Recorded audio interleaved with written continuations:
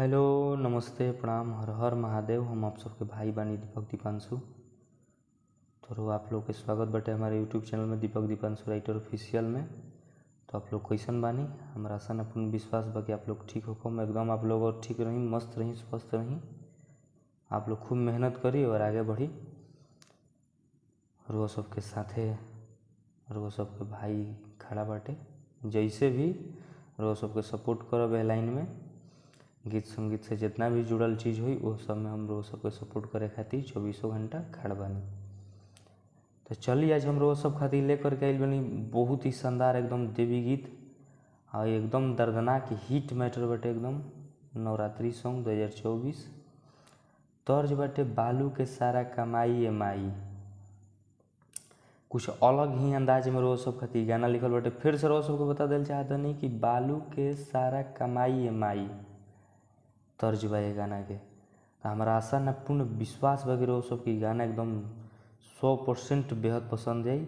और वो सबके अच्छा लगी तो प्लीज़ वो सब अपने भाई के और इस चैनल के ज़्यादा से ज़्यादा आप लोग सपोर्ट करब जाए। जे भी भाई अभी तक ले इस चैनल के सब्सक्राइब नहीं किए प्लीज़ वो सब सब्सक्राइब करके बेल आइकन प्रेस कर ली, ताकि जो भी वीडियो लेकर के नोटिफिकेशन आप लोग के पास पहुँचे, ताकि आप लोग उस वीडियो को देख सकी जाए।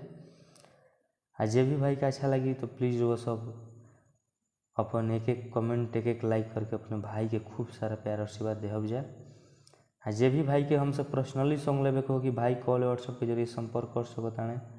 ऐसा गाना अच्छा हिट मैटर वो सब के गाना हरदम लेके आवत रहूँ। तो तर्ज बाटे बालू के सारा कमाई ए माई देवी गीत नवरात्रि सॉन्ग 2024। तो चली लड़का लड़की के मैटर बटे डिबेट सॉन्ग बा। जहाँ दू बटे वो सब खुद समझदार बन जाए, समझ जाइए।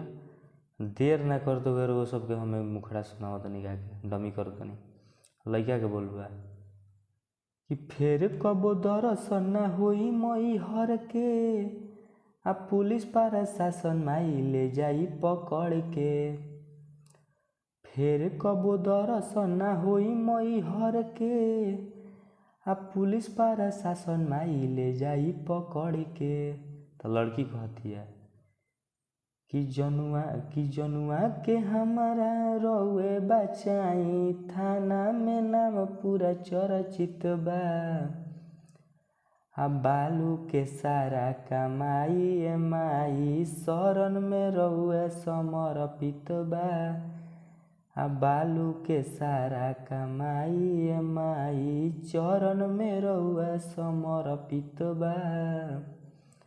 तो हमारे लिखल मुखड़ा रो सबके कैसा लगल है, हमारा आशा पूर्ण विश्वास बा कि रो सबके बेहद पसंद आई हुई। और अच्छा लगी तो प्लीज़ वो सब इस चैनल के ज़्यादा से ज़्यादा सब्सक्राइब लाइक शेयर कमेंट आप लोग जरूर करब जाए।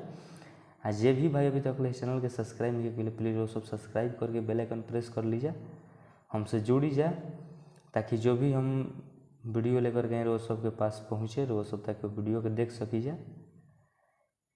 जे भी भाई के मुखड़ा अच्छा लगी प्लीज़ वो सब कमेंट करके जरूर बतलाइए जाए कि हम मुखड़ा ही कैसा लागल। आई अच्छा लगी तो प्लीज़ वो सब अपने भाई के ढेर सारा प्यार आशीर्वाद देहब जाए।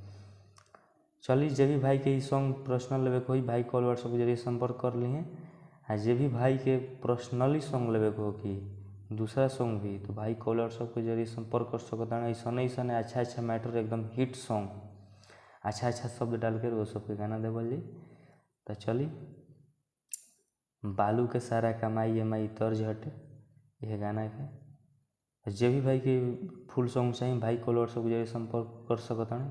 भाई खातिर गाना लिख दिए पूरा। तो चलिए नेक्स्ट सॉन्ग के लिए टाटा बाय बाय, जय हिंद, जय भारत, जय हो भोजपुरिया समाज, जय माँ सरस्वती।